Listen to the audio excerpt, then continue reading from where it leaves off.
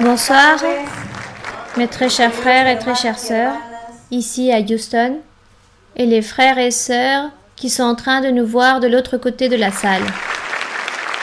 Oui, un grand bonjour pour vous tous, mes très chers frères et sœurs. Il est vrai qu'il est un peu dommage que nous puissions pas tous rentrer ici dans un seul lieu, mais bon, l'Église du Seigneur continue à grandir. L'Église du Seigneur continue de grandir, donc on ne peut pas être non plus égoïste. On est triste parce qu'on ne peut pas être tous unis, tous ensemble, mais la promesse de Dieu, c'est que l'Église continuera à grandir. Et comme elle grandit en nombre, nous voulons aussi et nous demandons à Dieu qu'il nous aide à pouvoir grandir spirituellement. Que ce ne soit pas juste de quantité, mais aussi de la qualité spirituelle. Que réellement nous aimons Dieu. Que nous ayons cette crainte de Dieu. La crainte, ce n'est pas de la peur, mais c'est aimer et valoriser, respecter Dieu. Ça, c'est la crainte. Craindre Dieu, c'est l'adorer, le louer, croire en lui, être confiant en lui. Voilà ce que Dieu demande de l'humanité. Dieu veut que les êtres humains, sa création, mais sa création, c'est oublier de Dieu. Et nous, ici, nous sommes en train de lutter contre cette bataille, chaque jour. En train de lutter, de se battre contre les forces de l'ennemi, contre les forces négatives qui nous empêchent de nous approcher de Dieu. Car Dieu vit, Dieu existe. Et nous devons être confiants et croire en lui, car nous écoutons tout le temps des témoignages où nous voyons la main de Dieu, la manifestation de Dieu, les miracles et les bénédictions qu'il réalise sur beaucoup. Et ça doit nous aider pour nous édifier spirituellement et pour augmenter notre foi, pour augmenter la confiance en Dieu, le respect et la valeur en Dieu. Donc, à chaque fois que nous nous réunissons ici, c'est pour apprendre à connaître Dieu, pour apprendre à connaître son chemin. Un grand bonjour très spécial aussi pour vous qui vont nous voir à travers la vidéo des différents lieux du monde.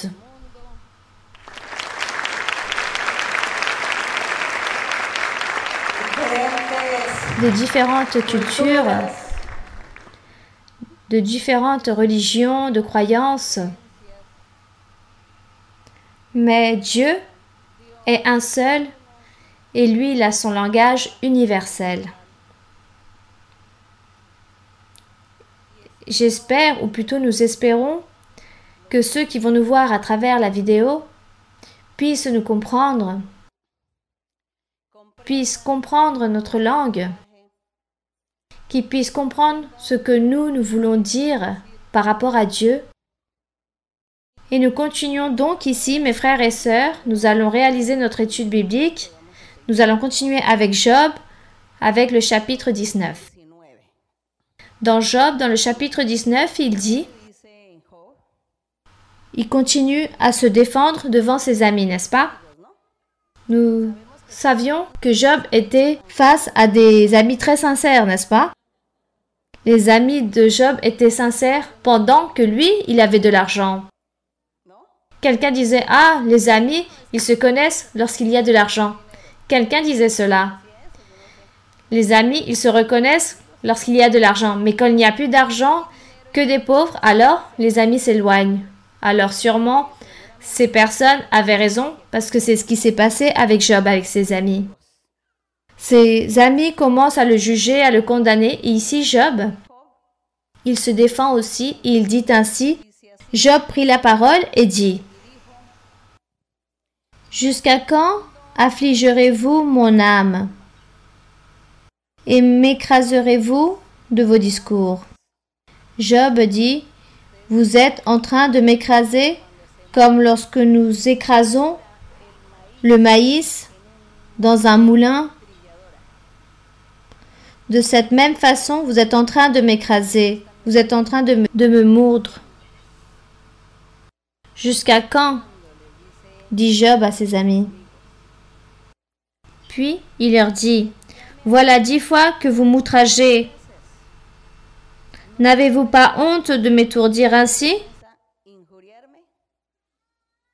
Si réellement j'ai péché, Job dit, si réellement j'ai péché, si j'ai commis les fautes, que j'ai offensé Dieu, dit Job,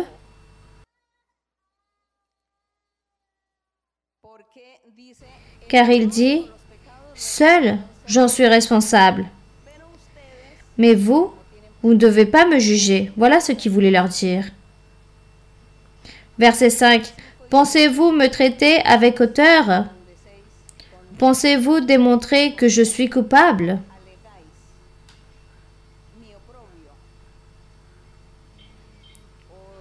Ils sont en train de dire contre Job que eux, ils étaient en train de le juger, de le condamner, en train de lui imputer une cause qu'il n'avait même pas commise, une injustice.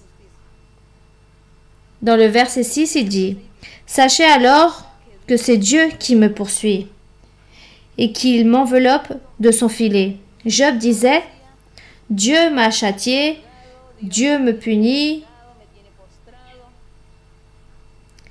il m'a enveloppé dans son filet. » Il dit ici, je crie à la violence et nul ne répond. J'implore justice et point de justice. Il dit qu'il allait clamer et qu'il clamait tellement le Seigneur et le Seigneur ne l'écoutait pas. Le Seigneur, jusqu'à présent, ne l'écoutait pas, n'écoutait pas son clameur et que lui, il était en train de souffrir énormément la douleur, la maladie, la carence et ensuite, ici, la vengeance, les injures et les calomnies de ses amis. Il disait que la prière que je fais devant Dieu est nulle. Dieu ne m'écoute pas. Sûrement, combien d'entre nous aussi, nous avons dû dire la même chose, que Dieu ne nous écoute pas. Dieu ne m'écoute pas, Dieu ne me voit pas.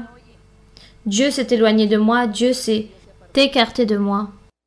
Mais nous ne savons pas les motifs que Dieu a de rester immobile ou muet durant un temps par rapport à nous, par rapport à nos prières. Cependant, les yeux du Seigneur, ses oreilles sont attentifs. Ça, c'est ce qu'il y a de plus beau. Que Dieu est là attentif. Que lui, il nous laisse souffrir, vivre des choses durant un temps, mais ensuite, il vient, il se manifeste, et ça, c'est ce qui est beau, qui vient de notre Dieu.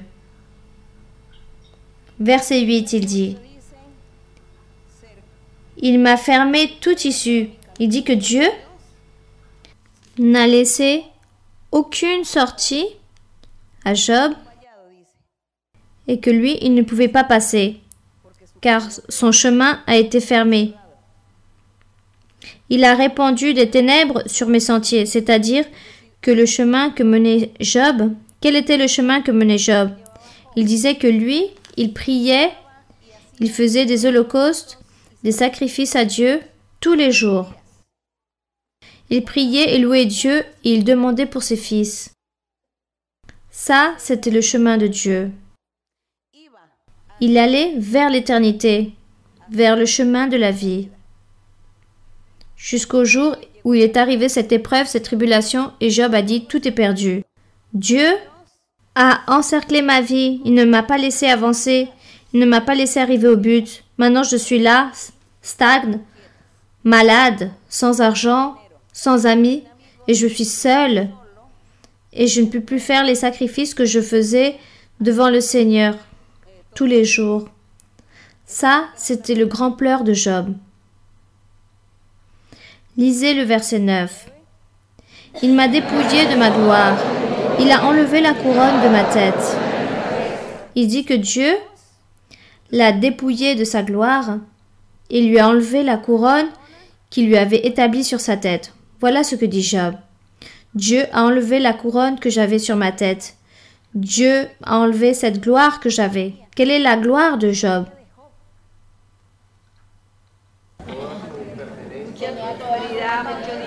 On me dit par là-bas toutes les choses qui lui appartenaient. La gloire de Job.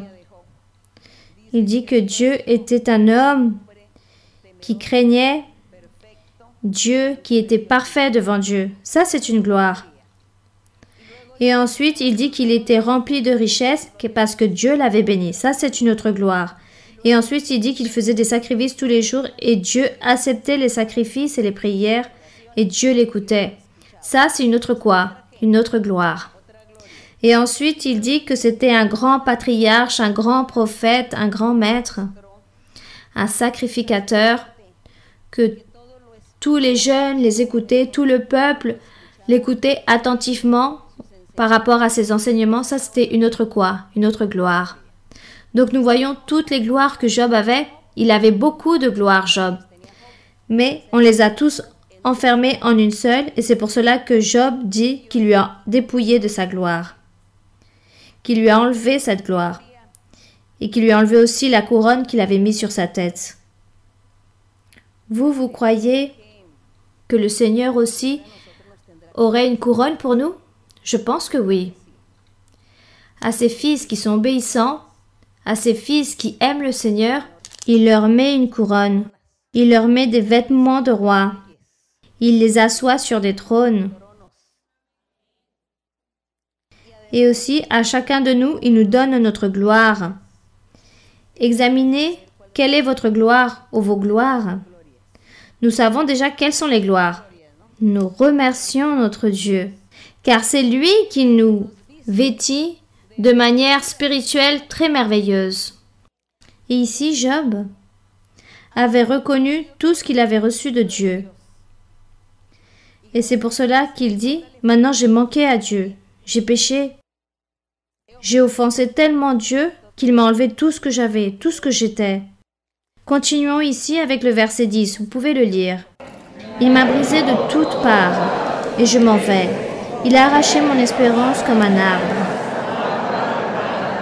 Donc il dit qu'il a ruiné.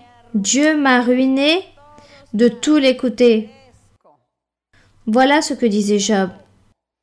Voilà ce que nous disons lorsque nous avons les tribulations, les difficultés, les problèmes, les maladies. On oublie que Dieu existe, on oublie que Dieu nous a fait des promesses, que Dieu a dit qu'il allait être avec nous, qu'il allait nous lever, qu'il allait nous fortifier, que lui, il allait être attentif à nos prières. On oublie tout. Et on commence à nous sentir seuls, désemparés, abandonnés, et que tout dans notre vie s'est terminé. Et on commence à chercher qui peut m'aider, qui peut me conseiller, qui peut me guider, s'il vous plaît, car je suis seul, je suis abandonné. Cela nous arrive aussi en tant qu'humains. Mais Dieu ne veut pas que cela arrive. Dieu ne veut pas que cela nous arrive. Le Seigneur Jésus-Christ disait, « Mais pourquoi vous vous empressez? Pourquoi vous vous empressez tellement pour les choses matérielles de la vie? Comment les oiseaux ne s'empressent pas, et les oiseaux ont leur nid, et la nourriture ne leur manque pas? Vous qui êtes les êtres, qui sont les fils de Dieu, qui sont la création de Dieu, pourquoi vous inquiétez autant? Pourquoi plutôt vous ne vous inquiétez pas pour grandir spirituellement, pour apprendre la doctrine, pour faire la volonté de Dieu? Et cessez toutes ces choses matérielles, car Dieu va vous les donner. » Voilà ce que nous dit le Seigneur. Mais nous, autant qu'humains, on oublie cela. C'est pour cela que le Saint-Esprit, tout le temps, il nous dit cela. Il nous dit la même chose. Ne t'affaiblis pas. Continue, continue. Toutes les fois, il nous le dit. Mais pourquoi il nous le dit? Oui, parce que nous sommes des êtres humains et on oublie. Un vent, une tempête de difficultés arrive et on s'affaiblit. Et le Seigneur dit non. Celui-là, ce n'est pas l'homme que je veux ou la femme que je veux pour qu'il me serve, pour qu'il travaille dans mon œuvre, non. Que pensait le Seigneur de Job? Beaucoup de choses il a pensé de lui. Plus tard, dans les autres chapitres, lorsque nous allons voir comment Dieu parle à Job et lui demande de mettre de côté ses besoins. Il lui dit, maintenant on va parler d'homme à homme. Moi je vais te demander des choses et tu vas me répondre, car tu es sot. Et comme cela, Dieu a dit à Job, peut-être à nous aussi, le Seigneur va nous dire, pourquoi nous sommes entêtés, pourquoi nous doutons, pourquoi au moment de la difficulté, on oublie que Dieu est là, prêt pour nous aider et que lui nous a promis tellement de choses merveilleuses et ça y est, on les a oubliées, le désespoir est venu, la pleure, la tribulation. Dieu ne veut pas que nous soyons comme ça. Dieu veut que nous soyons matures, que nous comprenions, que nous ayons une conviction de la sûreté en Dieu, que nous ayons cette autonomie, ce contrôle de nous-mêmes, de nos faiblesses et nous continuons vers l'avant avec de la force, avec du pouvoir et que nous suivons ici dans le verset 11. Il dit ce que Job dit, il s'est enflammé de colère contre moi, il m'a traité comme l'un de ses ennemis. Il dit que Dieu l'a traité comme un ennemi. Ses armées, ses troupes se sont concert mises en marche et elles se sont frayées leur chemin jusqu'à moi. Elles ont campé autour de ma tente. Lisez le verset 13. Il a éloigné de moi mes frères et mes amis se sont détournés de moi. Il dit, je suis abandonné de mes proches. Je suis oublié de mes intimes. Ici, nous voyons qu'il est en train de parler de sa situation. Il dit que sa famille aussi l'a abandonné, l'ont oublié. Ses frères de chair aussi l'ont abandonné. Mais nous voyons aussi que c'est très similaire de ce qui est arrivé à Job est arrivé au Seigneur Jésus-Christ. Car le Seigneur Jésus-Christ, lorsqu'il a été poursuivi, lorsqu'ils étaient dans les derniers jours pour se faire sacrifier, il dit qu'on l'a abandonné, ses propres disciples, et qu'ils l'ont laissé seul. Et eux lui disaient, « Mes frères m'ont abandonné, tous m'ont abandonné. » Cela aussi est arrivé au Seigneur Jésus. Ils l'ont abandonné, ils l'ont laissé seul. Et ici Job se lamente aussi. Il dit, « Ma famille, mes frères, tous se sont oubliés de moi, tous mes proches. » Verset 15, il dit, « Je suis un étranger pour mes serviteurs et mes servantes, je ne suis plus à leurs yeux qu'un inconnu. J'appelle mon serviteur, ils ne me répondent pas. » Au Seigneur Jésus, il lui est arrivé la même chose. Il a été méprisé aussi par le peuple d'Israël, par ses frères, les Juifs, les Hébreux. Ils l'ont méprisé, ils l'ont ignoré, ils n'ont pas cru en lui, ils l'ont abandonné. Et le jour de sa mort, il était seul, car même les disciples ont fui de la même peur. Donc nous voyons ici Job, et nous voyons aussi la similitude de ce qu'a vécu notre Seigneur Jésus-Christ. Verset 16, il dit, « J'appelle mon serviteur, il ne répond pas. Je le supplie de ma bouche, il sait en vain. Mon humeur est à charge à ma femme, et ma plainte au fils de mes entrailles. » Donc là, il est en train de parler physiquement, Job. Il dit que cette maladie qu'il avait, c'était comme une lèpre. Il dit qu'il avait beaucoup de démangeaisons, qu'avec un morceau de peau, il se grattait tout le corps. Il dit que même sa femme l'a méprisé, car de son corps, il diffusait une mauvaise odeur. Donc tout cela, toutes ces tribulations, a vécu Job. Comme exemple, pour nous aujourd'hui, lorsque nous avons des tribulations, qu'il ne faut pas s'affaiblir, mais au contraire, continuer, de ne pas revenir en arrière, de ne pas renoncer à l'Église, mais continuer vers l'avant. Continuez avec les autres versets. Le verset 18. « Je suis méprisé même par mes enfants. Si je me lève, je reçois leur insulte. Ceux que j'avais pour confidents m'ont en horreur. Ceux que j'aimais se sont tournés contre moi. Mes os sont attachés à ma peau et à ma chair. Il ne me reste que la peau du dent. » Donc, lui, il est tombé malade physiquement Et il dit que sa peau s'est collée à ses os.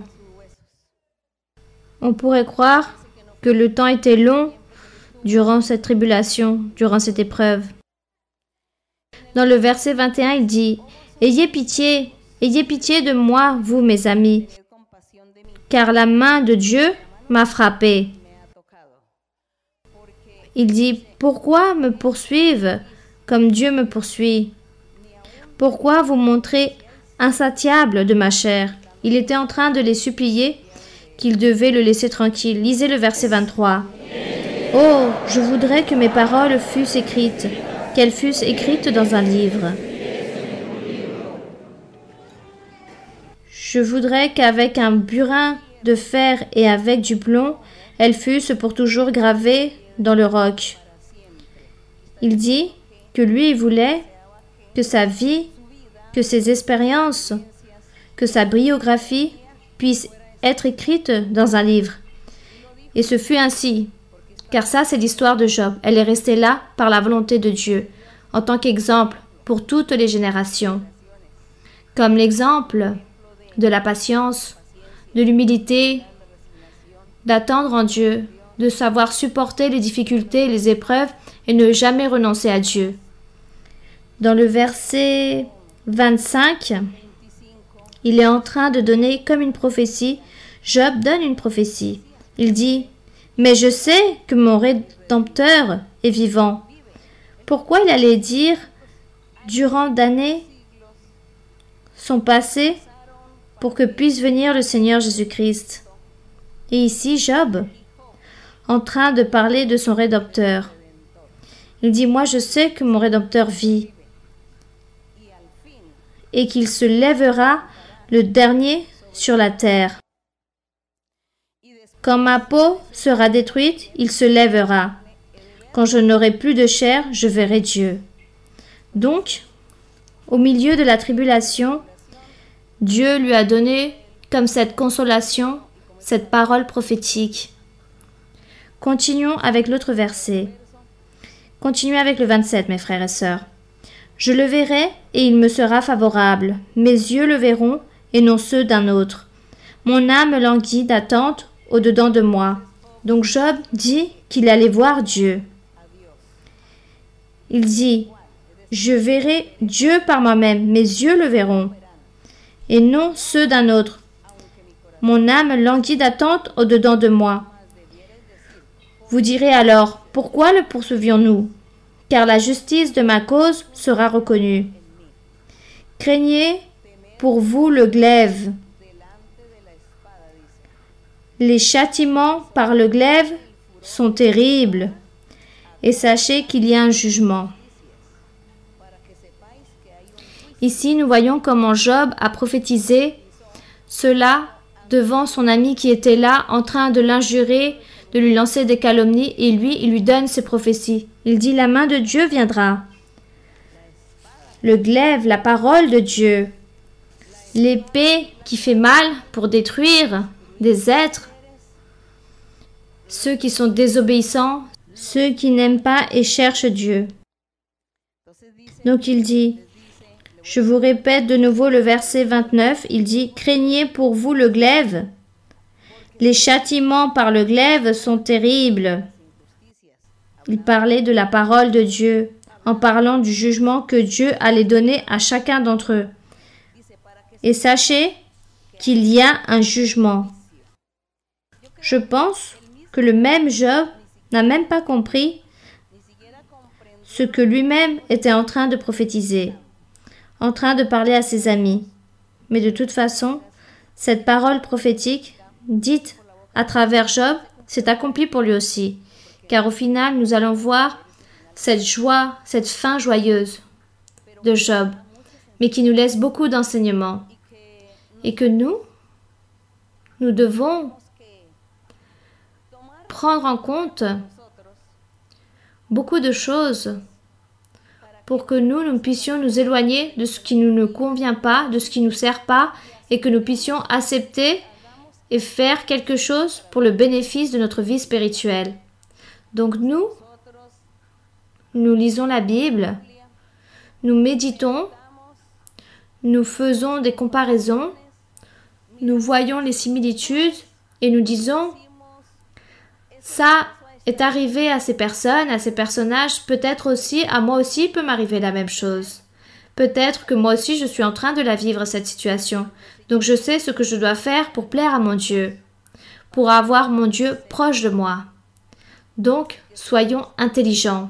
Demandons au Seigneur qu'il nous donne cette intelligence pour que jamais nous puissions nous éloigner de son chemin, ou du moins que jamais le Seigneur se mette en colère contre nous et qu'il nous abandonne. Que Dieu soit toujours avec nous. Et ainsi, les questions pour ce soir. Bonsoir, ma sœur Maralusa. Laissez-moi m'exprimer de la sorte par rapport à vous, mon respect et mon admiration. Bienvenue à Houston. Ma question est basée sur la carte de l'apôtre Jean, chapitre 5, 16. Cependant, permettez-moi réaliser un résumé pour avancer ma question. Dans la carte de l'apôtre Jean, il parle du péché. Toute la carte est dirigée par rapport au péché. Il parle du péché de mort. Dans Acte 5, 1, 10, il dit « vous raconte une histoire par rapport à Ananias et Saphira qui ont menti au Saint-Esprit pour avoir vendu une propriété et ces jeunes gens trouvèrent la mort aux pieds de l'apôtre Paul. Dans le premier livre de Corinthiens, on trouve aussi l'histoire d'un homme qui a eu des relations sexuelles avec la femme de son père. Oui, avec la belle-mère. Oui, pour être plus clair. Il dit que l'apôtre Jean l'a conseillé de l'envoyer à Satan. L'apôtre Paul. Oui, pardon, l'apôtre Paul. Dans le premier livre de Jean, chapitre 5, verset 16, il dit « Si quelqu'un voit son frère commettre un péché qui ne mène point à la mort, qu'il prie, et Dieu donnera la vie à ce frère. Il la donnera à ceux qui commettent un péché qui ne mène point à la mort.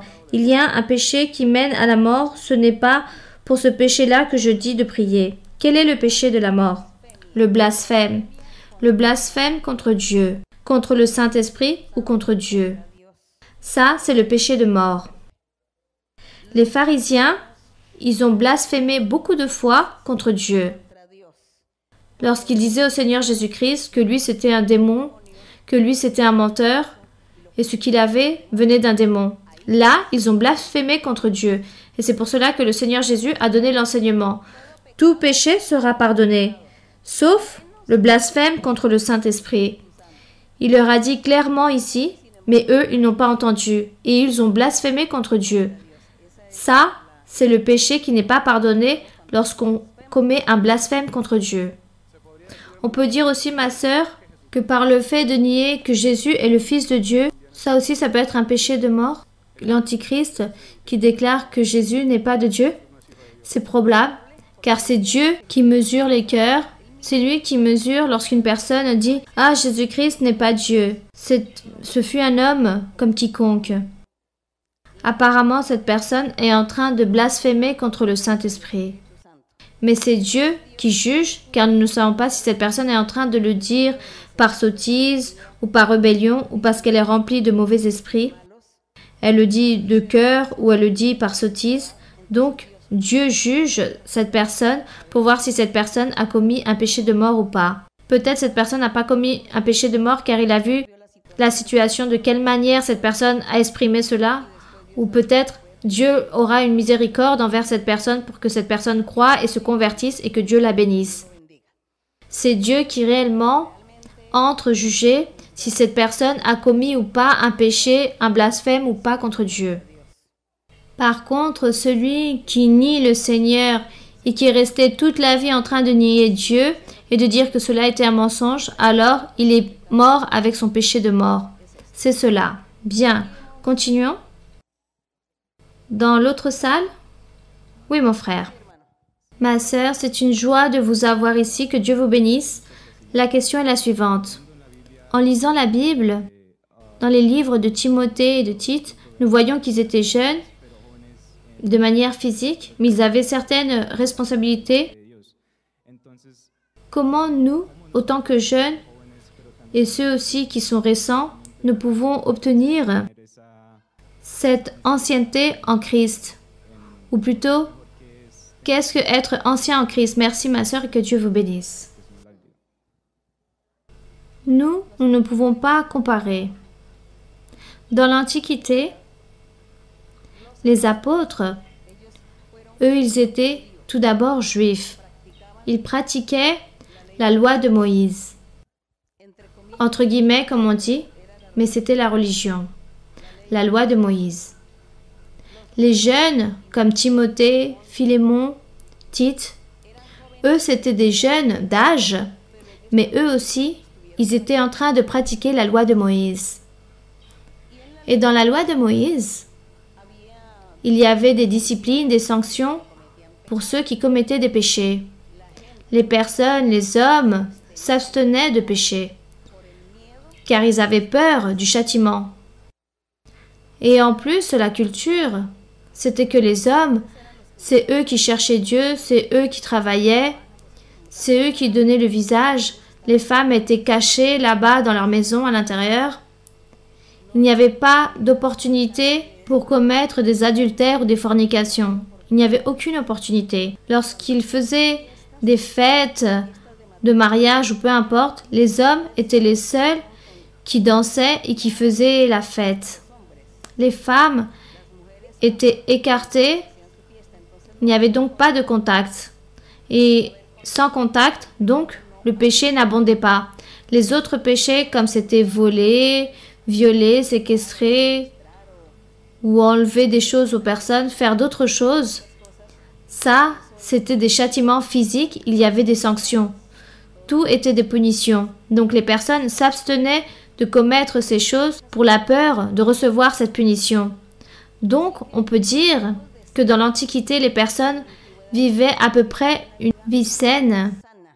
C'est pour cela quand l'apôtre Paul disait à Timothée, à Philémon, que eux c'était des jeunes, mais il disait qu'ils étaient anciens dans la connaissance de Dieu.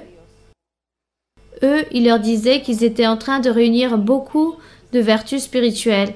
C'est parce que eux, ils avaient déjà une base morale, une base depuis leur enfance, depuis la religion, des coutumes saines, la religion. Donc maintenant, ce qui leur a manqué, c'est croire en Jésus-Christ. Et ils ont commencé à recevoir les dons spirituels car c'est ça qu'ils étaient en train de vivre et d'expérimenter. C'est pour cela que l'apôtre Paul leur disait que eux, malgré qu'ils soient jeunes, Dieu leur avait donné déjà les dons et leur capacité pour qu'ils puissent commencer à prêcher, à enseigner et à donner des exemples aux autres jeunes. Ça, ces bases morales venaient déjà avec eux, en eux. C'est difficile aujourd'hui de faire une comparaison avec les jeunes d'avant et les jeunes d'aujourd'hui. Car les jeunes d'aujourd'hui, quelles sont les bases qu'ils ramènent? Quelles bases ont-ils?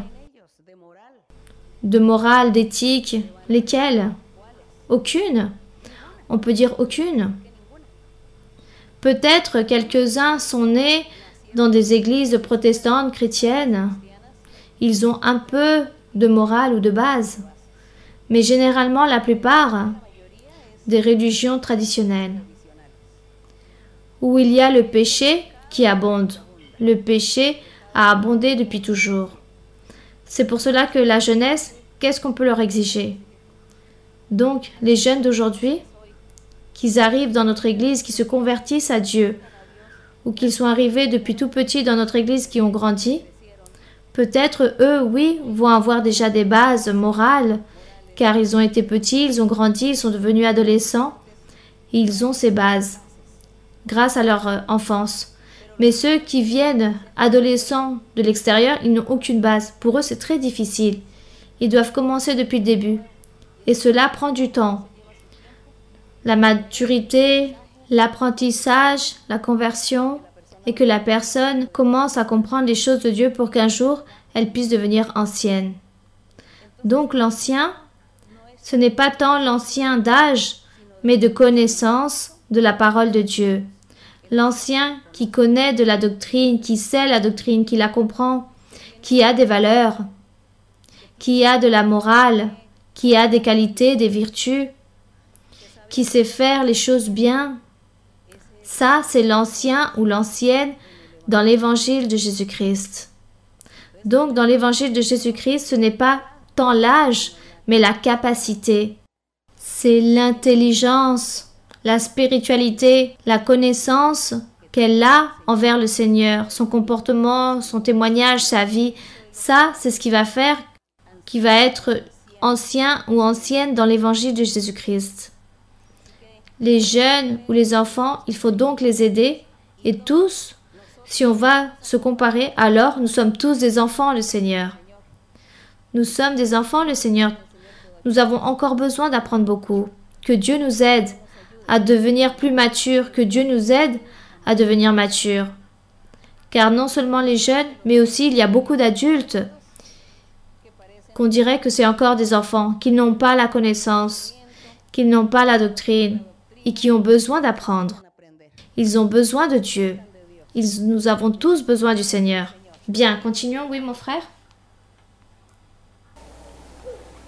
Yes. Good evening. I am coming from the church in St. Louis, and I'm having a question in the Bible, John chapter 9. Bonsoir, je viens de l'œuvre de Missouri et j'ai une question qui se trouve dans le livre de Jean chapitre 9. Oui mon frère, dans Jean 9, oui. Jean chapitre 9. Yes, I will read the first 3 verses. And as Jesus passed, he saw a man which was blind from his birth. And his disciples asked him, saying, Master, who did sin, did this man or his parents, that he was born blind? Jesus answered, Neither has this man sinned, nor his parents, but that the works of the God should be made manifest in him. Dans le chapitre 9 du livre de Jean, dans le verset 1 au 3, il dit « Jésus vit en passant un homme aveugle de naissance. Ses disciples lui firent cette question. « Rabbi, qui a péché, cet homme ou ses parents, pour qu'il soit né aveugle ?» Jésus répondit, « Ce n'est pas que lui ou ses parents aient péché, mais c'est afin que les œuvres de Dieu soient manifestées en lui. » So, my question is, so if neither him or his parents have sinned, so why is he born blind from birth? La question qu'il a, si ni lui ni ses parents ont péché, alors pourquoi il est né aveugle?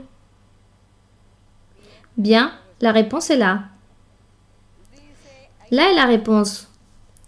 Le Seigneur Jésus dit dans le verset 3, « Ce n'est pas que lui, c'est-à-dire l'aveugle, ni ses parents ont péché, mais il est né aveugle pour que les œuvres ou les miracles de Dieu dans l'évangile de Jésus-Christ puissent se manifester en lui avec le miracle, la guérison que Dieu lui a faite. » Voilà ce qu'il dit, que Dieu a permis que lui, il puisse naître aveugle, car Dieu savait qu'il allait avoir l'opportunité d'être face au Seigneur Jésus-Christ, alors il allait lui faire ce miracle pour que les personnes puissent croire en Jésus-Christ et en son évangile. Et aujourd'hui aussi, sûrement, il devra avoir beaucoup de questions par rapport à ce sujet. Parfois, les personnes demandent pourquoi. Pourquoi ils sont nés ainsi? Pourquoi Dieu a permis qu'ils naissent ainsi? Et nous, lorsque nous lisons la Bible depuis le début, lorsque nous lisons dans les livres de Moïse, dans Lévitique, Deutéronome, Nombre, là nous nous rendons compte que Dieu a dit que pour l'humanité, pour le futur, lui, il allait envoyer des maladies aux personnes qui sont désobéissants. Il disait à ceux qui n'obéissent pas, viendront toutes ces choses mauvaises. Il commence à énumérer toutes les choses mauvaises. C'est très bien que vous puissiez relire à nouveau Lévitique, Nombre. Relisez-le pour que vous puissiez vous rappeler que là, Dieu a donné la réponse. Dieu a enseigné que lui, il allait châtier le futur, les générations futures, car ils allaient s'éloigner de lui, qu'ils allaient les éloigner à cause de leur désobéissance, à cause du péché. Et entre autres, les maladies. Il y a beaucoup ici de maladies que le Seigneur permet de donner pour châtier. Et quelqu'un dira, et pourquoi les personnes de l'Église? Pourquoi les personnes de l'Église sont aussi malades, ou sont esclaves ou victimes de telles maladies? Donc, réfléchissons et rappelons-nous que ces malédictions venaient depuis nos ancêtres. Les péchés et les fautes de nos antécédents tombent sur nous, sont tombés sur l'humanité de génération en génération. Et lorsque nous venons à la connaissance de Dieu, nous venions chargés de malédictions, chargés de beaucoup de défauts, de maladies, de beaucoup de choses désagréables. Mais le Seigneur, qu'est-ce qu'il a fait? Le Seigneur dit, je vais vous aider pour que tout soit plus léger. Je vais vous alléger ces difficultés, les tribulations, les maladies, les douleurs. Je vais vous aider. Je vais vous soulager cela. L'important, c'est que vous croyez en moi, que vous soyez confiants en moi, que vous continuez à me louer. Et vous allez voir que vous allez oublier vos charges, vos tristesses. Voilà ce que disait le Seigneur Jésus. Ma charge, mon fardeau n'est pas lourd. Mon joug est très léger. Vous vous rappelez de cela, mes frères et sœurs? Lorsqu'il dit « Suivez-moi, car mon joug est léger ». Car ça, ce sont les fardeaux que nous avons portés depuis l'Antiquité. Et c'est pour cela que nous devons quoi? Avoir de la patience, de la résignation, nous conformer et vivre la vie avec Dieu. Et Dieu ensuite nous donnera ce soulagement, cette consolation. Peut-être à certains, il lui enlève complètement le fardeau et à d'autres non. Mais l'important, c'est que nous soyons devant le Seigneur et Dieu va nous aider pour que nous puissions arriver au but. C'est cela, que nous puissions arriver à cette fin. Et dans l'Antiquité, le peuple d'Israël leur avait dit, ceux qui ont des péchés, ils vont tomber malades. Et c'est pour cela que lorsque quelqu'un tombait malade du peuple d'Israël, ils allaient voir le grand sacrificateur et ils lui disaient, quel péché vous avez commis pour que vous soyez malade? Et lui, il disait, j'ai fait ceci, j'ai fait cela. Le sacrificateur le pardonnait et la personne guérissait. Et c'est pour cela que lorsque le Seigneur Jésus-Christ prêchait l'Évangile, il a trouvé ce phénomène des personnes malades et les Juifs savaient que ceux qui tombaient malades, c'était parce qu'ils avaient péché. Et c'est pour cela qu'ils ont demandé, qui a péché? Les parents ou lui? Et le Seigneur dit, aucun des deux. Dieu a voulu qu'il naisse ainsi pour que la gloire de Dieu puisse se manifester, car ici, je vais faire le miracle, je vais le guérir, pour que vous puissiez croire que moi je suis le envoyé de Dieu. Voilà ce qui est arrivé. Et aujourd'hui, c'est la même chose. Nous venons. Ne nous inquiétons pas pour notre partie physique. Inquiétons-nous pour notre vie spirituelle. Que notre cœur soit pur devant Dieu. Que notre cœur soit pur devant Dieu. Pour que cette chair, cette matière, à la fin, va devenir de la poussière. Donc l'important, c'est que nous, notre personnalité, ce que nous sommes, nous soyons avec Dieu en train d'en profiter. C'est cela. Bien, continuons. Y a-t-il une autre question? Dans l'autre salle? Oui, ma sœur. Bonsoir, ma sœur Maralusa. Que Dieu vous bénisse. Mon salut est rempli avec beaucoup de révérence et de respect. C'est une promesse de mon Dieu que j'allais vous poser une question à sa servante aimée. J'ai une question dans Apocalypse 2, versets 2 au 5. Je peux lire? Oui, ma sœur. Je connais tes œuvres, ton travail et ta persévérance. Je sais que tu ne peux supporter les méchants, que tu as éprouvé ceux qui se disent apôtres et qui ne le sont pas, et que tu les as trouvés menteurs. Que tu as de la persévérance, que tu as souffert à cause de mon nom, et que tu ne t'es point lassé. Mais ce que j'ai contre toi, c'est que tu as abandonné ton premier amour. Souviens-toi donc d'où tu es tombé, repens-toi et pratique tes premières œuvres, sinon je viendrai à toi et j'ôterai ton chandelier de sa place, à moins que tu ne te repentes. Ma sœur, je voudrais savoir qu'est-ce que vous pouviez nous expliquer par rapport à ces versets de manière spirituelle. Le Seigneur ici, il était en train de dire à l'Église, dans Apocalypse, la révélation de l'apôtre Jean, c'est une révélation que Dieu lui a donnée. Il a vu beaucoup de visions et dans ces visions, il voyait que le Seigneur lui donnait des messages aux églises qui à ce moment-là, il y avait en Asie. Il y avait 7 églises qui existaient déjà dans la réalité et Dieu a envoyé un message pour chaque église. Mais ces messages, c'était comme pour chaque croyant. Ce n'était pas tellement envers le prêcheur, le pasteur de l'église, mais envers chaque croyant. Même que nous, aujourd'hui, nous puissions prendre ce message pour nous-mêmes, pour que nous puissions nous garder. C'est pour cela qu'il dit, « Tu as laissé ton premier amour ». Qu'est-ce qu'il veut dire? Qu'il a péché. Après s'être converti à Dieu, qu'il vivait une vie droite devant Dieu, il est tombé, il est redevenu à pécher. C'est pour cela qu'il lui dit, repentis-toi. Car si tu ne te repens pas, alors je vais enlever toutes tes bénédictions. Voilà ce qui est arrivé avec cette personne. Et à ces églises, Dieu l'a fait avec le propos pour qu'il puisse nous servir avec notre vie personnelle et pour les générations futures. Dieu a permis de parler de cette façon pour que les personnes puissent comprendre. Ainsi comme il est arrivé à ce personnage à cette époque, nous aussi peut nous arriver la même chose.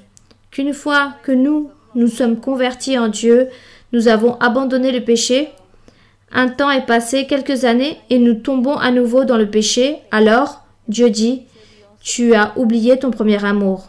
Tu dois faire les œuvres premières. Quelles étaient les œuvres premières? S'être converti à Dieu et s'être éloigné du péché. Ça, ce sont les œuvres. Donc c'est pour cela qu'il lui dit qu'il doit se repentir à temps, ou sinon du contraire, le Seigneur va le jeter de sa présence et il va perdre la vie éternelle si possible. Voilà ce qu'il dit ici dans Apocalypse, dans ces 7 églises. Lorsque vous lisez les messages par rapport aux églises, ce qui arrive à chaque personne, prenez cet exemple pour vous. Dites, ça aussi c'est pour moi. Si moi je ferais cela, voilà ce qui pourrait m'arriver. Si moi je cesserais de faire cela, alors regardez la bénédiction de Dieu. Le triomphe viendra à ma vie, car nous voyons comment Dieu récompense à ceux qui sont obéissants. Il récompense ceux qui aiment Dieu, ils font sa volonté. Donc, tout cela, nous devons le prendre comme exemple aussi. Continuons. Oui, mon frère. Bienvenue à Houston, ma sœur.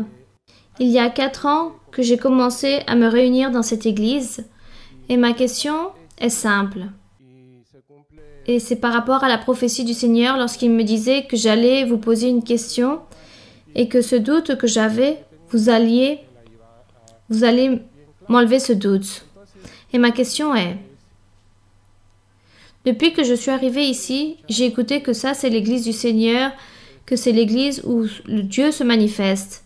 Et lorsque je lis dans la Bible, et aussi nous le trouvons dans l'un des cantiques où il dit que où se réunissent 2 ou 3, là est le Seigneur.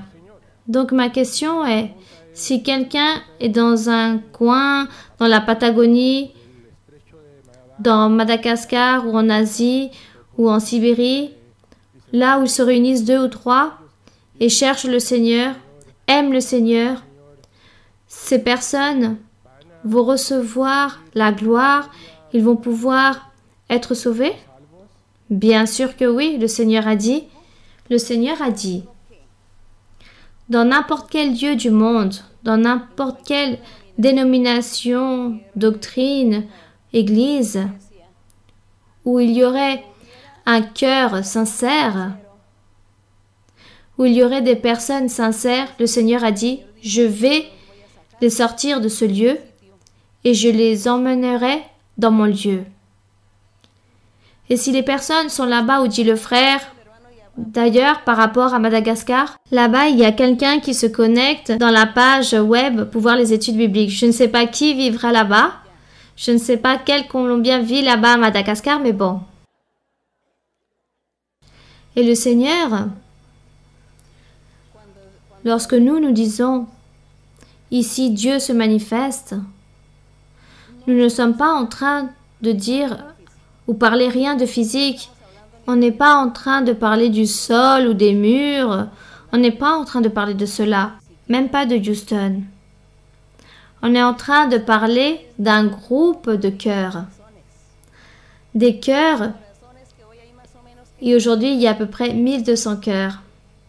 Aujourd'hui il y a 1200 cœurs que Dieu a dit, je vais les convertir dans mon église. Je vais me manifester. Je vais leur enseigner. Je vais les gouverner. Je vais les diriger. Je les enseignerai. Je vais me charger pour qu'ils puissent vivre une vie saine et droite. Et si ces 1200 cœurs veulent se disperser et aller dans d'autres lieux, là-bas, Dieu sera avec eux. Là-bas ira l'Église du Seigneur. Là-bas ira l'œuvre de Dieu. Et c'est pour cela que nous lisons. Ça, c'est le lieu de Dieu. Mais pas le lieu physique, mais ici. Chacun d'entre vous, vous pouvez dire, ça, c'est l'Église du Seigneur.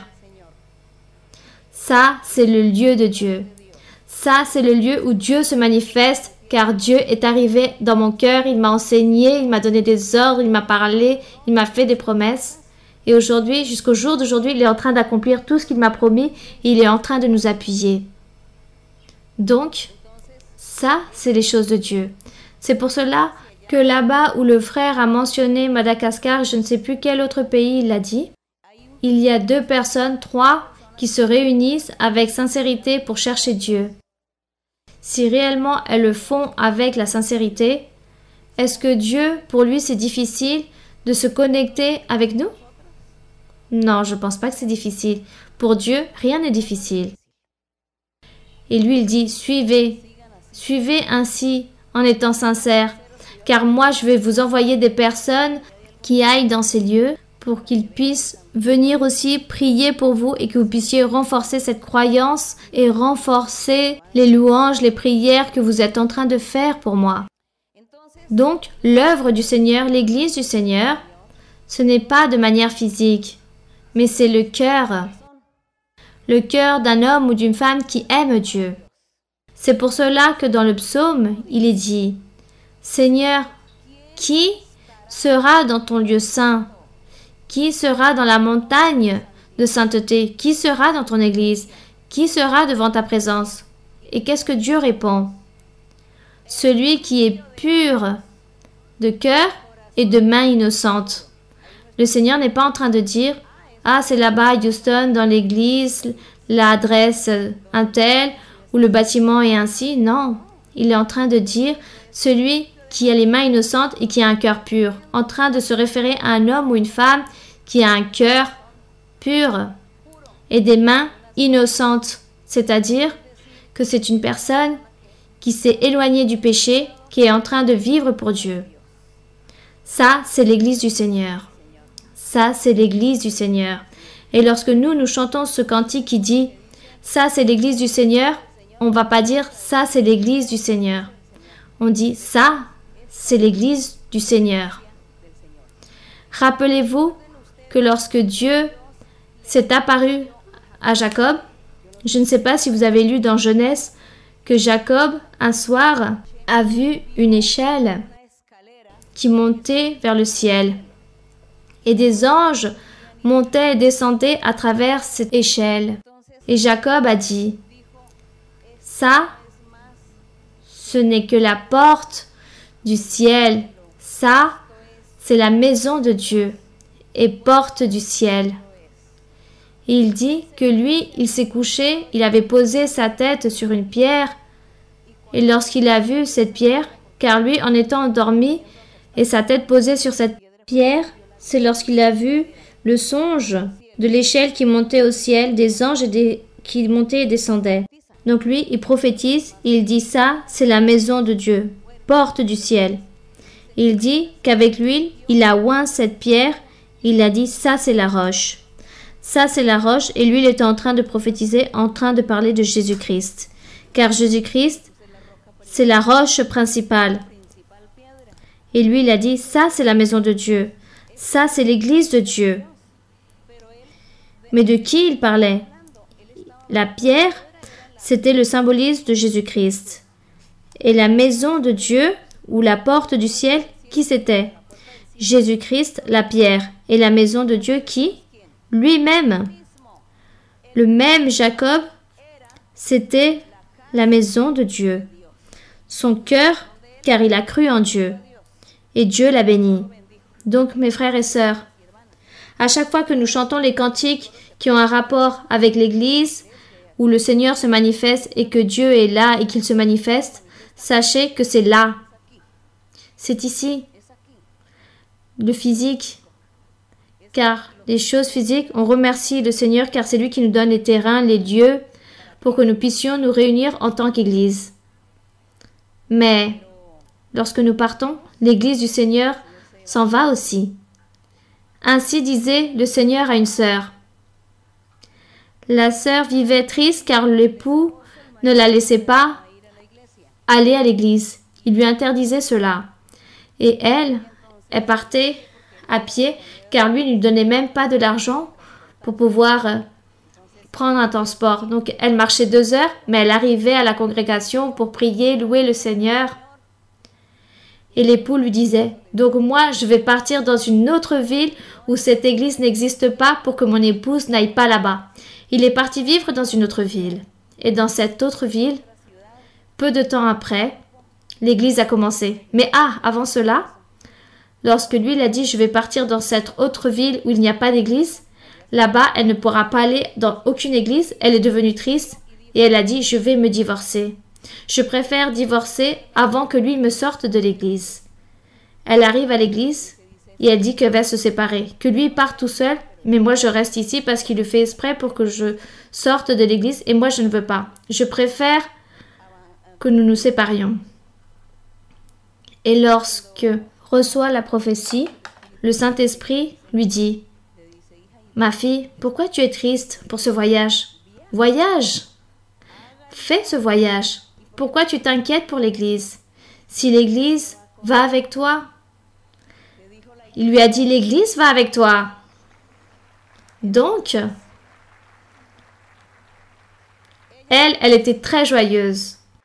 Même celui qui a prophétisé n'a pas compris ce que Dieu était en train de dire. Il lui a dit, l'Église va avec toi, ne crains pas. Pars, fais le voyage. Ils sont partis dans cette ville et 2 mois plus tard, l'Église a commencé. Avec elle, en plus. Lorsque l'époux s'est rendu compte, il a dit non. Maintenant, je vais aller dans une autre ville où l'Église n'existe pas. 2 ans après, il a refait un voyage pour une autre ville. Mais lorsqu'ils sont partis, l'Église était restée déjà établie. Et comme ils sont partis, et comme le Seigneur avait dit que l'Église allait être avec elle, alors elle ne s'est pas inquiétée, ils sont partis dans l'autre ville, et peu de temps après, l'Église s'est ouverte, et c'est elle-même encore que Dieu a utilisé pour ouvrir l'Église. Donc, l'époux s'est fatigué de toujours lutter contre tout cela. Au contraire, il s'est résigné, il s'est converti, et aujourd'hui, ils sont tous deux dans l'Église. Et ça, c'est merveilleux. Quel enseignement Dieu nous a donné. L'Église est là. L'Église va avec nous. Voilà ce que nous devons comprendre. Voilà ce qu'il faut savoir et comprendre.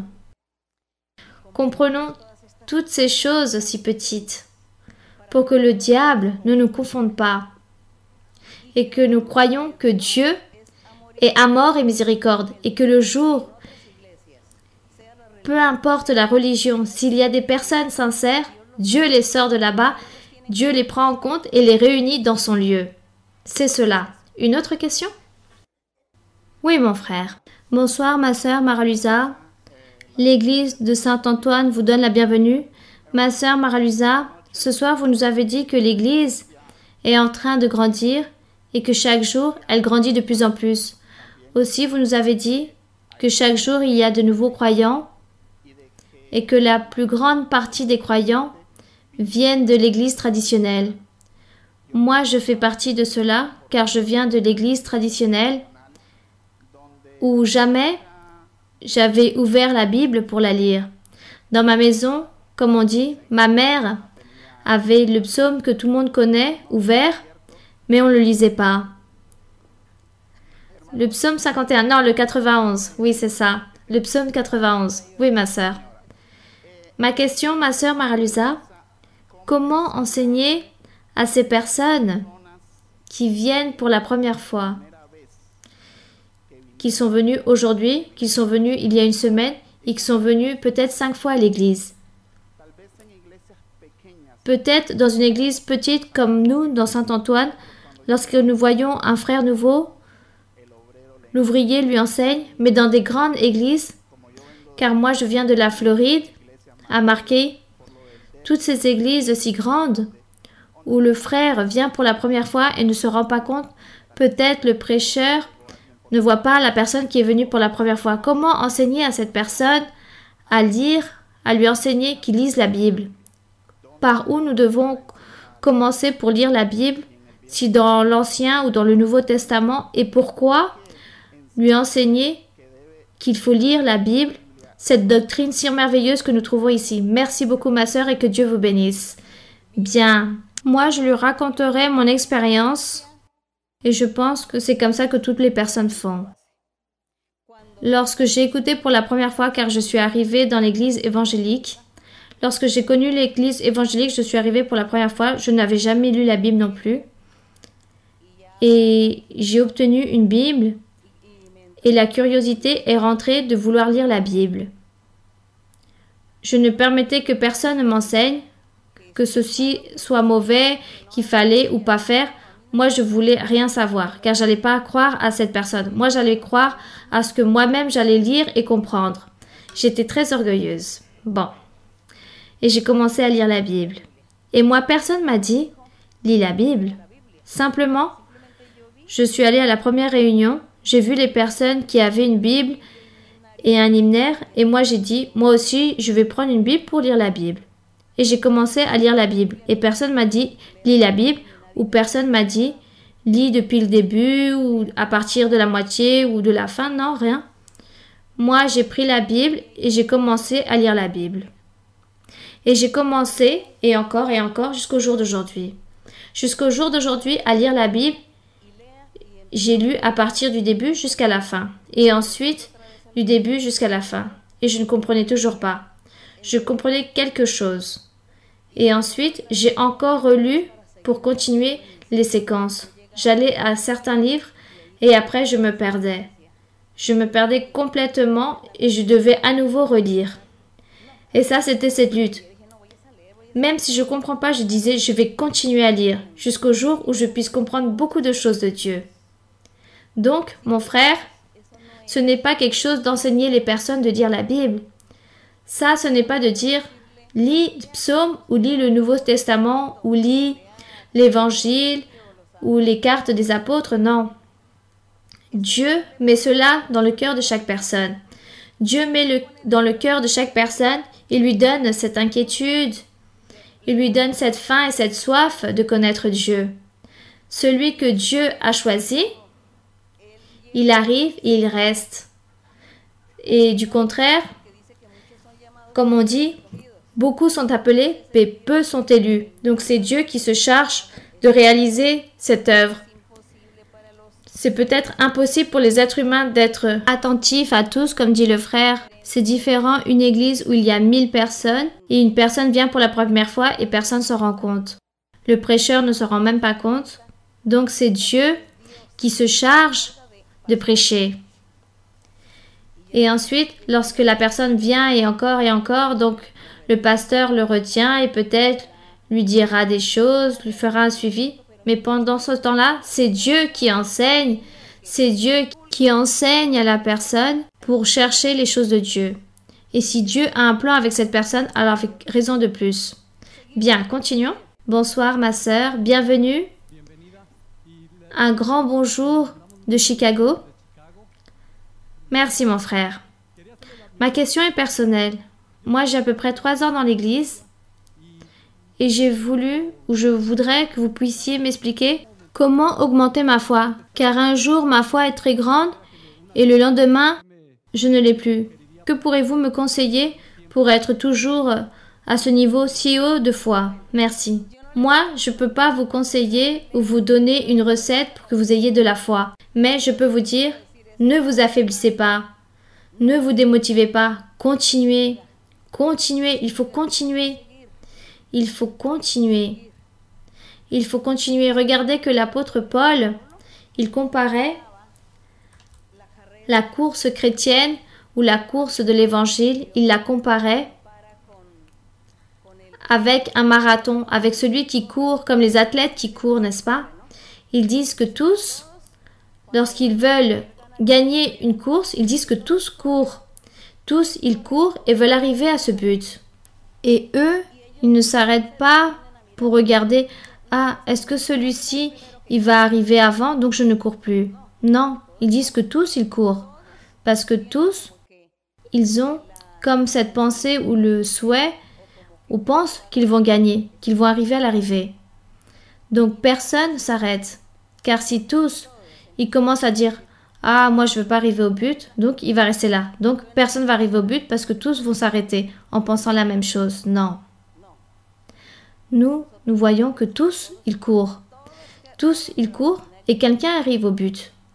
Donc Paul dit « Ainsi est notre vie spirituelle. » Notre vie spirituelle, au milieu des difficultés, des tribulations, de jours mauvais, tristesse, pleurs, peu importe, au milieu de tout cela, nous devons suivre et continuer, et au fur et à mesure que nous continuons, nous allons progresser.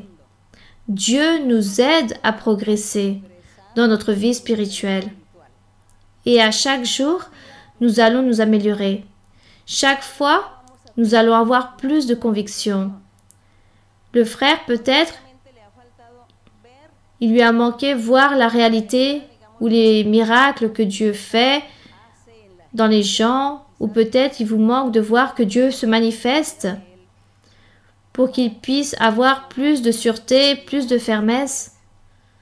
Mais si Dieu n'a pas voulu se montrer dans sa vie, Dieu est en train de vous laisser pour que vous seul, vous puissiez continuer sans vous affaiblir, que vous puissiez croire sans voir les choses, comme on dit. Car la foi, c'est croire et voir quelque chose que nous ne voyons pas. Ça, c'est la foi. Croire en quelque chose que nous ne voyons pas, que nous ne palpons pas, mais on continue. Et un jour, je vais voir. Un jour, je vais voir la réalité. Je vais voir la main de Dieu, le pouvoir de Dieu, la bénédiction, ce que Dieu a fait dans ma vie, ce que Dieu m'a donné. Et je dis oui, Dieu s'est manifesté dans ma vie. Donc, ça me rend plus mature et cela me donne de la sûreté et de la fermesse. Mais peut-être comme le frère n'a pas vécu ces expériences, c'est pour cela qu'il dit qu'il sent que parfois il s'affaiblit dans sa foi. Mais non, il faut continuer. Il faut suivre car nous faisons une course. Tous, nous sommes en train de marcher vers cette vie éternelle. Tous, nous prenons ce chemin spirituel pour la vie éternelle et nous devons arriver au but. Ne nous affaiblissons pas. Ne vous démotivez pas. Il faut continuer. Et au frère, je lui dis, ne vous démotivez pas. Continuez parce que Dieu va vous donner les choses spirituelles, les expériences. Et il va vous aider aussi, il va vous fortifier. Continuons ici, par ici, oui. Bienvenue ma sœur à la ville de Houston. L'église de Newland vous donne la bienvenue. On vous attend avec beaucoup d'allégresse. On prie le Seigneur pour que vous puissiez avoir le temps de venir voir nous visiter. Ma sœur, j'ai une question de la Bible. C'est par rapport à la maturité spirituelle. Je voudrais, ma sœur, que vous puissiez nous expliquer comment nous, autant qu'Église de Dieu, nous pouvons obtenir cette maturité spirituelle pour ne pas perdre les bénédictions comme le peuple d'Israël les a perdues à cause de leur désobéissance, à cause de leur manque de maturité. Bon, de la fidélité. De la fidélité, le Seigneur Jésus, lorsqu'il était en train de prêcher, il a dit à un groupe, il a dit à ses disciples, il leur a dit, soyez fidèles. Jusqu'à quand? Soyez fidèles jusqu'à la mort. La fidélité. Fidèles jusqu'à la mort, continuez le chemin, continuez ce marathon, cette course que nous menons tous pour savoir qui arrivera au but, car tous nous allons y arriver. La ligne est très grande. Et le Seigneur dit, soyez fidèles. Si vous, vous êtes fidèles, tous les jours de votre vie, fidèle à quoi? Fidèle à Dieu, à continuer son chemin, à lire la Bible, à prier, à chercher, à apprendre la doctrine, à faire la volonté de Dieu, à plaire à Dieu. Ça, c'est la fidélité. Si vous, vous êtes fidèle, Dieu va vous aider et va vous perfectionner. Dieu va vous perfectionner peu à peu jusqu'à que vous soyez parfait. C'est donc cela la fidélité, de ce que dit la sœur. Que devons-nous faire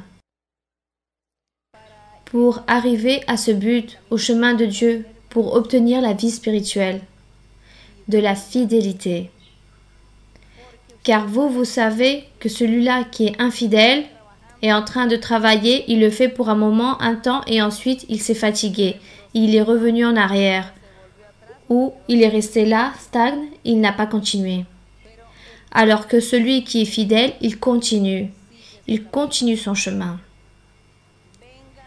Peu importe les tribulations, les problèmes, les difficultés, les tempêtes, les tremblements de terre, peu importe tout ce qui arrive, lui, il continue son chemin. Celui qui est fidèle. Ça, c'est la règle première. Soyons fidèles à Dieu.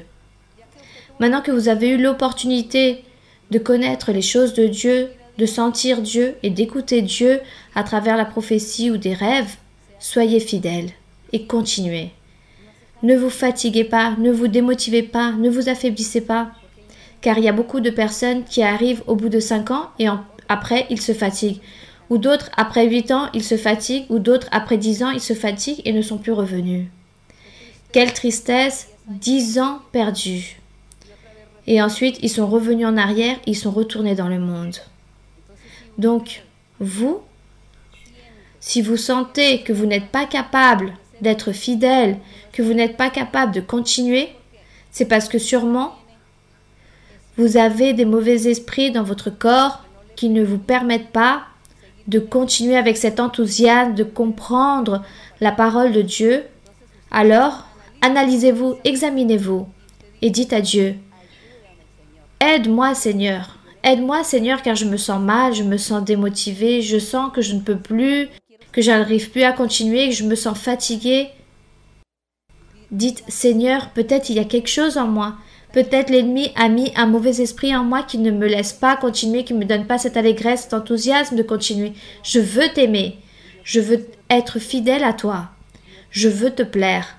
Aide-moi, Seigneur. » Priez le Seigneur et dites-lui de cette façon pour que Dieu vous aide pour être fidèle et continuer vers l'avant, afin que le diable ne vienne pas vous voler votre paix, votre bénédiction ou votre vie éternelle.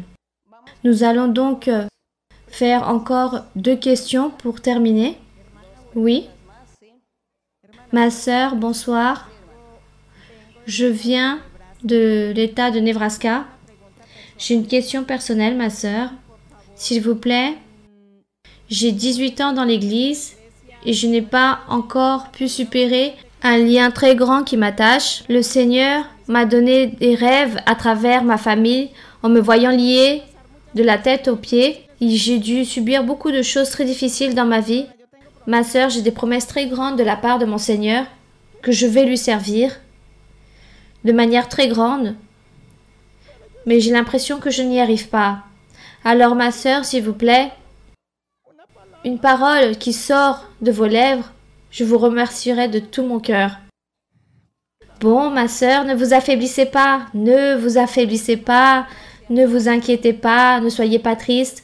Lorsque vous priez le Seigneur, dites au Seigneur qu'il vous aide, qu'il vous libère, qu'il vous enlève ce lien. Et racontez au Seigneur, avec des paroles spécifiques, qu'est-ce que ce lien? Dites au Seigneur qu'est-ce que vous faites, ce que vous dites, tout de manière très détaillée. Et vous allez voir comment Dieu va vous libérer. Dieu connaît notre vie. Dieu connaît notre entrée, notre sortie et notre voie. Il connaît tout. Mais lui, il se plaît lorsque nous lui racontons toutes les choses de manière détaillée, pas à pas, tous nos mauvais actes ou bons actes ou nos mauvaises actions, lui, il aime qu'on lui raconte tout cela au Seigneur. On n'a pas pourquoi se justifier ni dire « Ah Seigneur, moi j'ai pas fait cette chose à cause de ceci ou cela. » Ça, c'est une justification. Seigneur, je n'ai pas fait cela parce que j'ai eu de la paresse, parce que j'ai eu de la paresse pour faire cela. J'ai de l'envie contre cette personne, je ne sais pas pourquoi j'ai de l'envie ou de la colère quand je vois cette personne, j'ai de la haine. Je ne sais pas pourquoi, et je sens cela, Seigneur. Et je suis pas bien, je suis en train de pécher avec cela, car cela ne doit pas être ainsi. Aide-moi, Seigneur, à me libérer de cela. Ou dire, Seigneur, j'ai fait telle chose. Parce que j'aime faire ça, parce que j'ai du plaisir en faisant cela, cela m'attire l'attention. Que dois-je faire? Parce que je sais que cela ne te plaît pas. Le Seigneur aime que nous lui confessions les choses par détail et qu'on lui dit toutes ces choses. Et Dieu, dans sa miséricorde, sûrement, il va nous libérer. Il va libérer. Donc, la sœur, votre lien, racontez-le au Seigneur et dites-lui que vous n'êtes pas capable seul de vous enlever cela, que vous avez besoin que le Seigneur vous aide à enlever cela. Et je sais que si le Seigneur voit que votre cœur est sincère, lui va faire cette œuvre en vous. Une dernière question? Oui, mon frère. Bonsoir, ma sœur Mara-Luisa. C'est un privilège de vous avoir face à moi. Je viens de l'église appartenant à l'État de la Louisiane. J'ai 1 an que je me réunis là-bas. Ma question se trouve dans le premier livre de Samuel, chapitre 16, verset 23. Bien. Si vous me le permettez. Oui, mon frère. Et lorsque l'Esprit de Dieu était sur Saul, David prenait la harpe et jouait de sa main. Saul respirait alors plus à l'aise et se trouvait soulagé, et le mauvais esprit se retirait de lui. Ma question est, si la musique influe dans les choses spirituelles, ou si le pouvoir de la musique aussi allège. Là, il était en train de parler, mais pour Saul. Là, il n'était pas en train de dire que c'était pour tout le monde, pour toutes les personnes. Là, il était en train de dire à Saul, simplement, Dieu a voulu ou lui a permis que David puisse jouer de sa main, car le plan que Dieu avait avec David c'était un jeune, et comme Dieu avait un plan pour que David soit le roi, c'est pour cela qu'il a fait tout cela. Il a fait que David arrive dans ce royaume à jouer de son harpe. Saul n'a même pas regardé le visage de David, car les coutumes d'avant des rois, c'est que personne ne pouvait voir le visage du roi.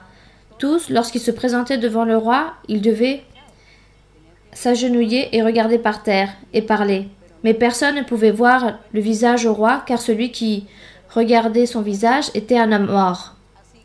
Donc le plan de Dieu fut celui-là, d'envoyer David, ce jeune, pour qu'il puisse jouer cette harpe et que Saul puisse avoir un peu de soulagement, chose que Dieu a voulu qu'il se soulage avec la musique, mais cela ne signifie pas que tous vont se soulager juste en écoutant de la musique. Cela n'est pas ainsi. Ça, ce sont des cas que Dieu a voulu réaliser pour ainsi tester l'homme jusqu'à où il peut être obéissant, jusqu'à quand Saul allait être obéissant, ou Samuel, lorsqu'il a donné cette prophétie à Saul, jusqu'à quand David allait obéir en prenant son harpe et jouer.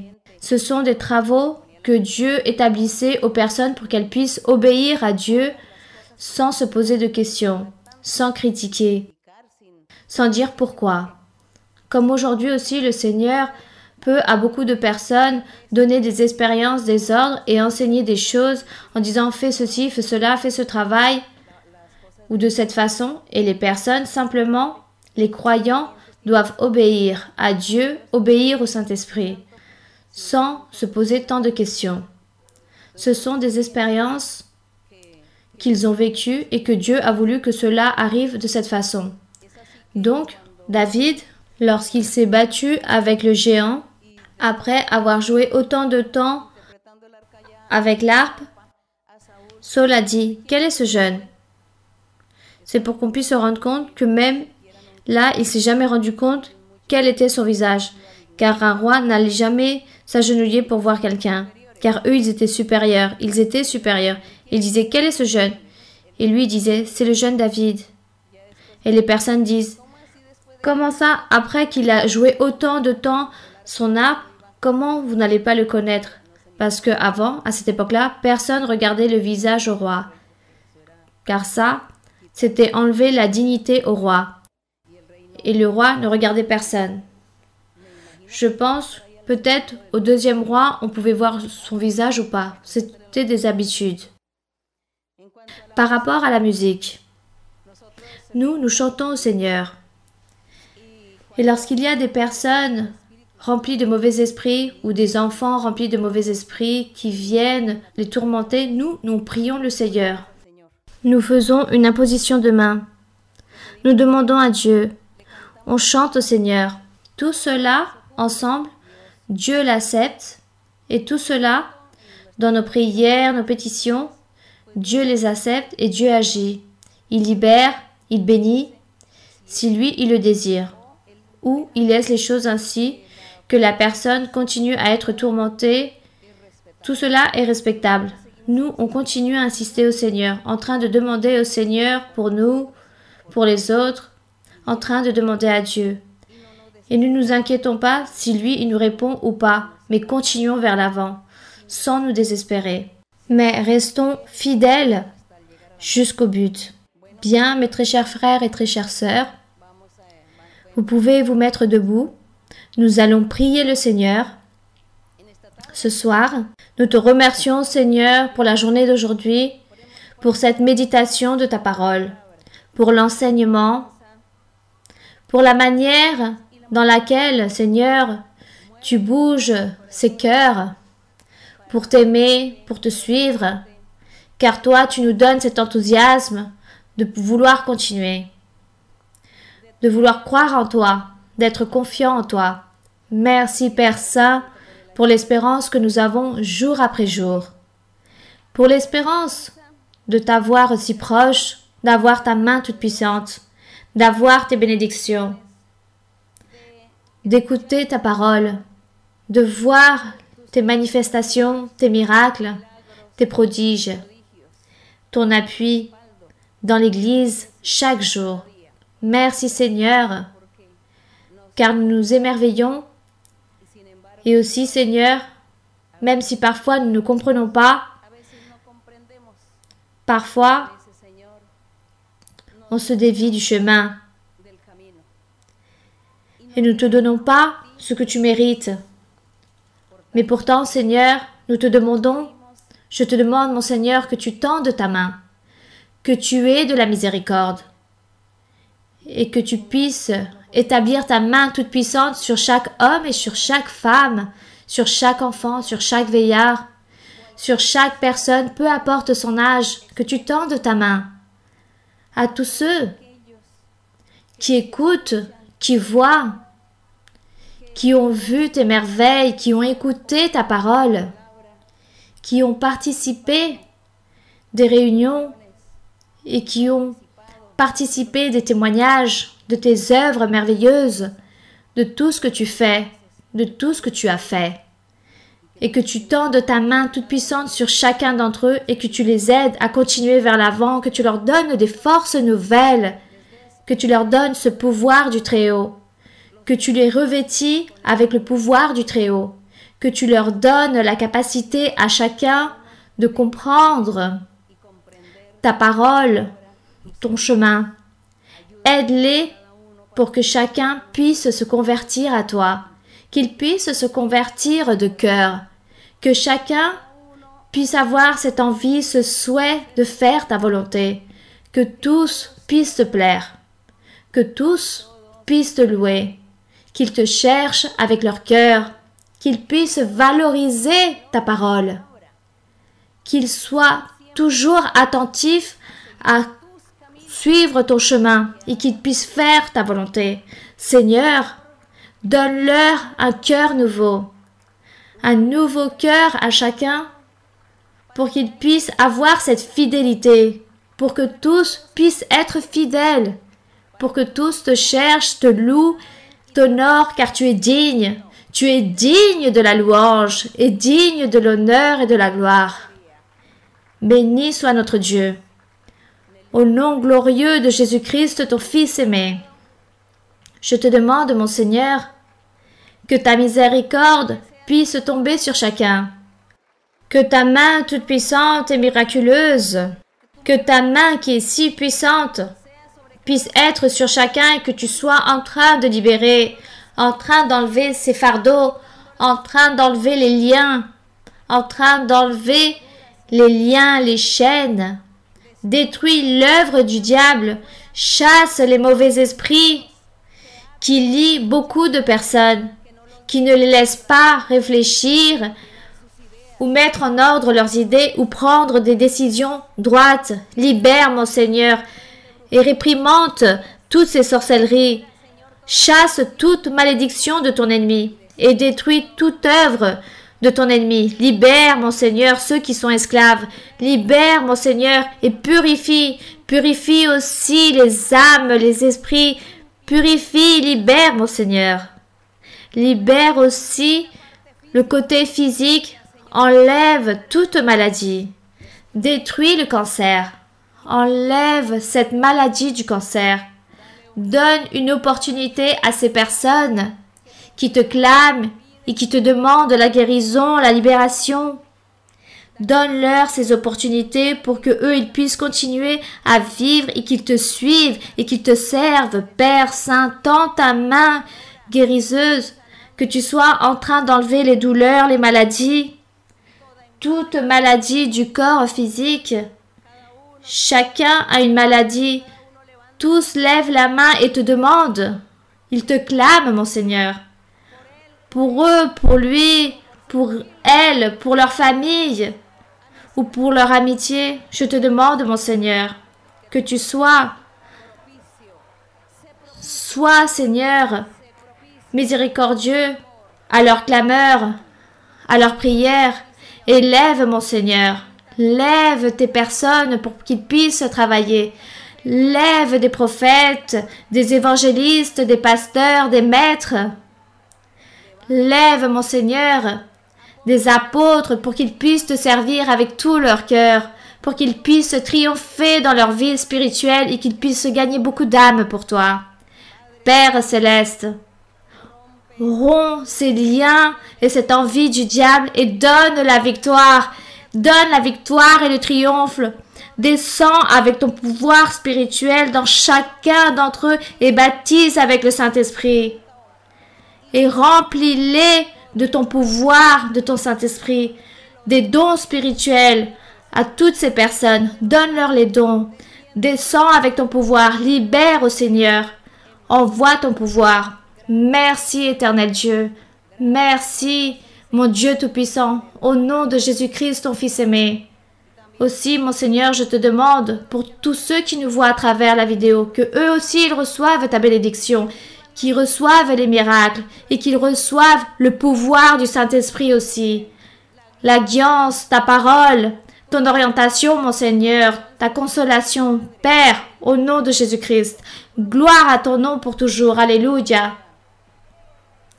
Gloire à toi, mon Seigneur. Gloire à Dieu. Puissant est le Seigneur. Dame un nuevo corazón que te alabe noche y día. Dame un nuevo corazón. Oh Jesús, tú eres mi guía. Dame un nuevo corazón. Y que sea morada tuya.